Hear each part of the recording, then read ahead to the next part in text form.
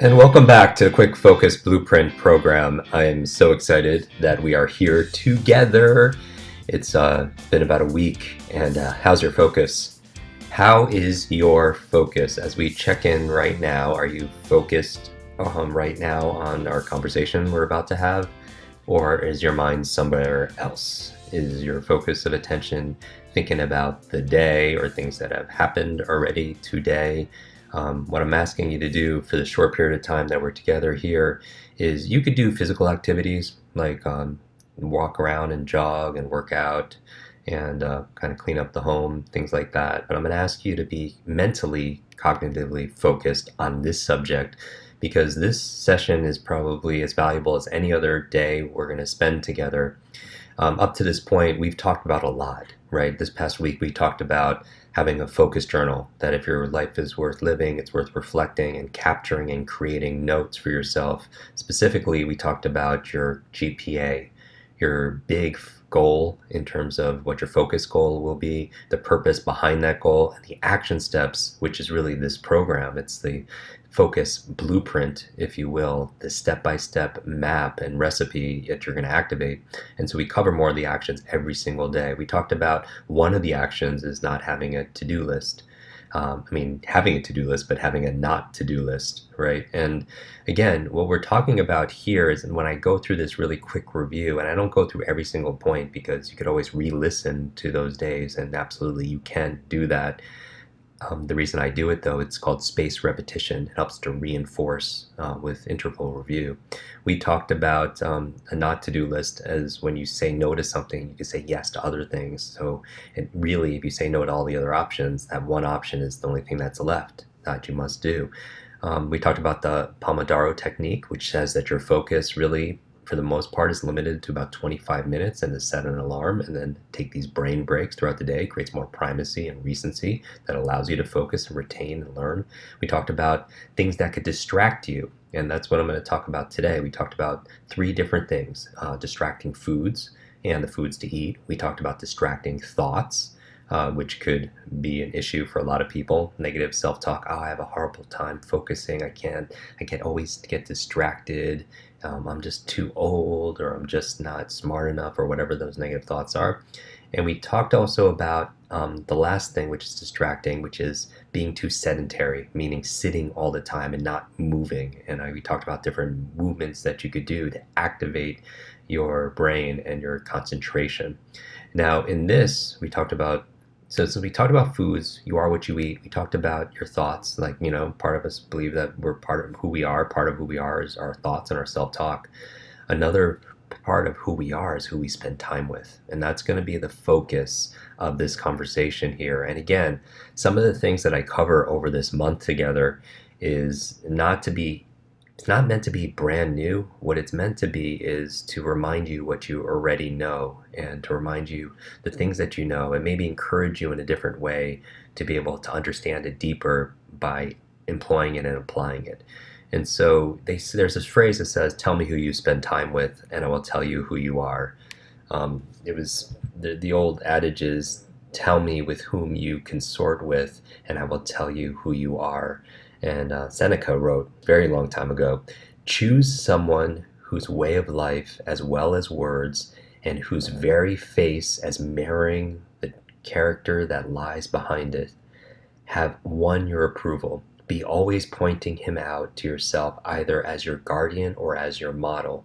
There is a need, in my view, for someone as a standard against which our characters can measure themselves. Without a ruler to do it against, you won't make crooked straight." And those were written centuries ago by Seneca. And so most recently in the personal development field, the phrase that we always hear is by Jim Rohn. And he said that we are the average of the five people we spend the most time with. So the idea here from a neurological standpoint is I'm not just talking about your neurological networks, like your brain networks, or your biological networks. I'm talking about your social networks. Because this is the thing. The reality is it's not your biology that's going to influence you whether or not certain habits you have, like eating or smoking.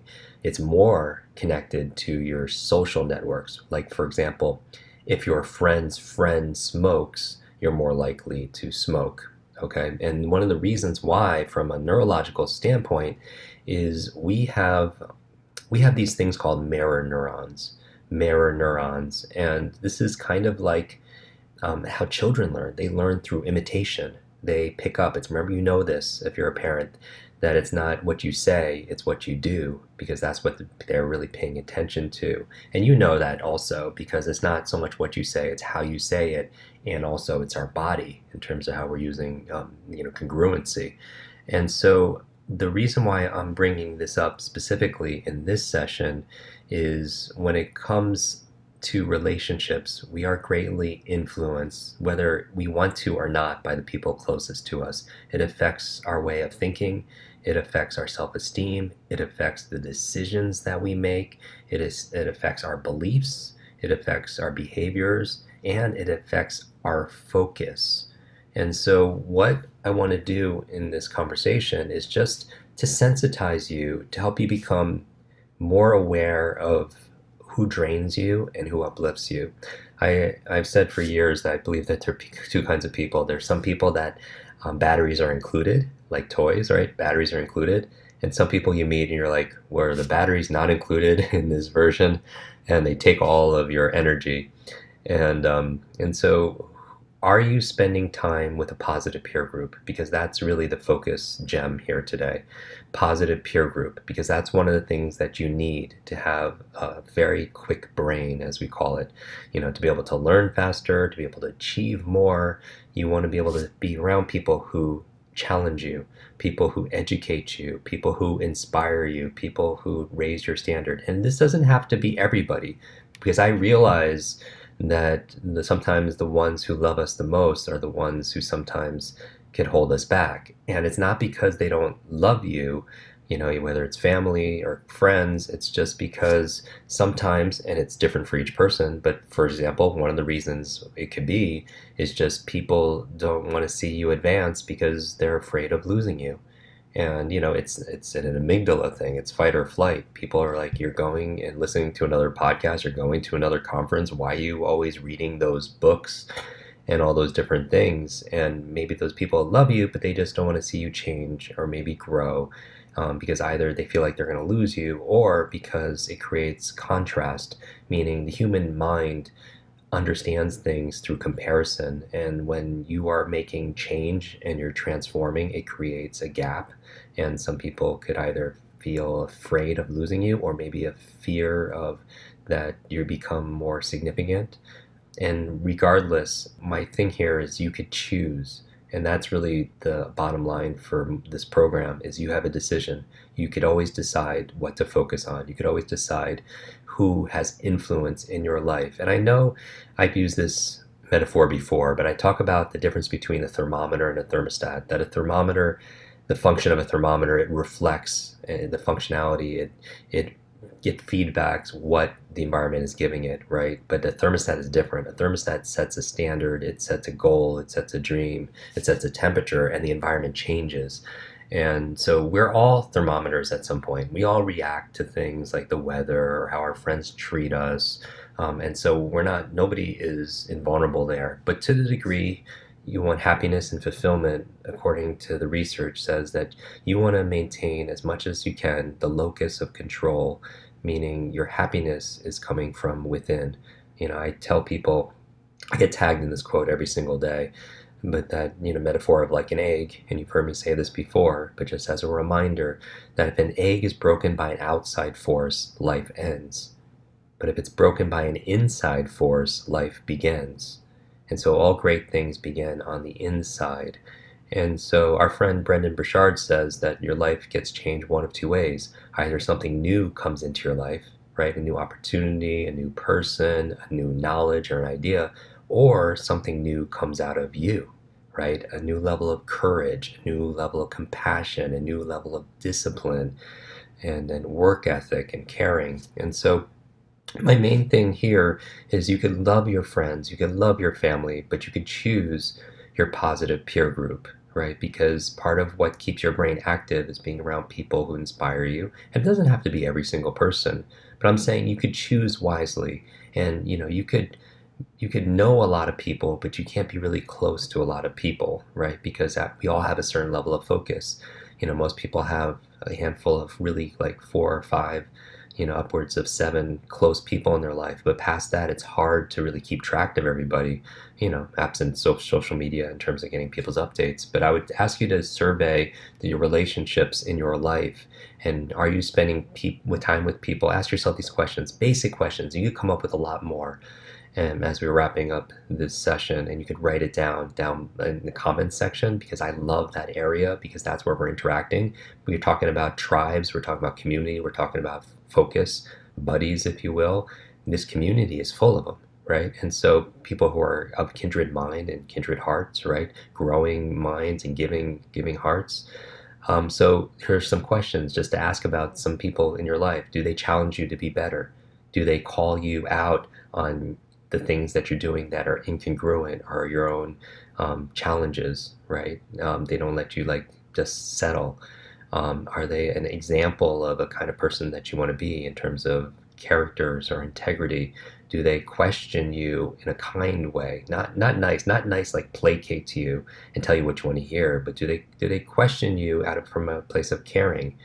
Do they root for your dreams and successes, and do they mourn with you, and are they there for your falls, and your quote unquote failures? Do they introduce you to new education and empower you and new ideas? Do they share your struggles, those kind of things? And so there could be a lot of more here, and I'm going to ask you to put in the comments like your standards, like what makes a positive peer group for you. What does that situation look like for you? Do you have somebody close in your life like that? And I would say 3 things, takeaways right now. 3 things. Number 1 is to find a focused friend. We're early in this program right now. Somebody that maybe you could do this program with, or even if they're not going through the program with you, that you could share every single day and tell them, hey, this is what I learned today. I'm going through this quick focus blueprint program for 30 days. My goal is to improve my focus and concentration. Do you want to know what I learned today? And have what I call a focus friend. And a focus friend is somebody who's that for you, that person that could keep you accountable to things. We mentioned the other day about working out and movement, how movement is very important to keep your focus and concentration, but having someone to work out with keeps you more accountable. So do you have a focused friend? And maybe you could find a focused friend through this, and find somebody who's very interested in doing this program or learning what you're learning in this program. You could also connect with people in this program, in this community also as well, and find a focused friend, a focused buddy. Number 2 is, for years I've been part of masterminds, and if you're familiar with the book Think and Grow Rich, and I always recommend books, right? Think and Grow Rich by Napoleon Hill, it's the classic, and they talk about the power of a mastermind, and that's where more than one individual gets together that are like-minded, and they set goals, and they help each other, they share best practices, and they hold space for our goals and our dreams together. So a mastermind is something that I have in my life and have had for years, where I get together with a handful of friends, and we get together once a month at different places, different people's homes, and we rotate, or if we're at a distance, we go on Skype or Zoom or FaceTime, and we get together and we check in with each other at least once a month. And we talk about, maybe you do 15 minutes each. We talk about problems, we talk about passions, we talk about projects, and then we talk and we get feedback, because these focus friends, right, that comprise this mastermind have different perspectives, right? They all have different life experience, and so we get to learn in a very sacred space, where we have a cone of confidence there, and that's part of someone having a level of loyalty and trustworthiness and creating a mastermind. And so that's something that I would encourage you to do, that you could create a mastermind where you get together and you could have centered around a book or centered around a certain training, or even what we're doing right now in terms of Quick Focus Blueprint. And so create a mastermind. And then finally, the third thing I would say is, besides a focus friend, besides creating a mastermind of 2 or more individuals that meet regularly and share best practices, encourage each other, is get a coach if it's possible. Hire a coach. And I'm really big on coaches. I've for my whole life, adult life, I've paid for coaches, a voice coach, a business coach, a personal trainer, anyone who has an expertise in an area. They've been and they've gone through what you've gone through, and they've gone to where you want to go, and they can help you get there faster with less stress and more peace of mind. And hiring a coach, like a focus coach, somebody to keep you focused on your business, somebody that understands financial, someone who understands a health, right? Maybe a health coach, but they help you to keep your consistency, and they help to maintain your concentration, which obviously this is a focus program. And so those are the 4 things, the 3 things I just said in terms of action steps: find a focus friend, mastermind, and a coach. And right before that, I talked about going through your friends and family, maybe doing a little bit of an audit with those questions, about whether that they challenge you, or do they let you coast? Are they calling you out on, when you're out of integrity? Do they question you? Do they root for your success? Do they mourn your failures, and so on? And here's the other thing. And while it's ideal to be around really great people and the 5 people that you're the average of and so on, it's also necessary to have critics in your life. So I'm not saying that everyone doesn't serve a purpose. It's useful to have people in your life that are maybe your frenemies, if you will, that because they take you to different places that maybe your positive peer group won't take you. And they can also be a source of lessons also as well. So I would just reinforce that. And so who you spend time with is who you become. You change your life by consistently and consciously choosing to surround yourself with people who believe in you, and they believe in who you want to be, and they believe in your dreams. And so my question for you today in the comments is, what do you think about these 4 things? Do you have someone or some people in your life who meet the criteria? And what other criteria would you add to this list? And I would love to know your comments there. And I would encourage you to remember, it's also not the amount of friends you can count on Facebook and everything. It's not the amount of friends you can count, but for me, it's always been the ones you can count on.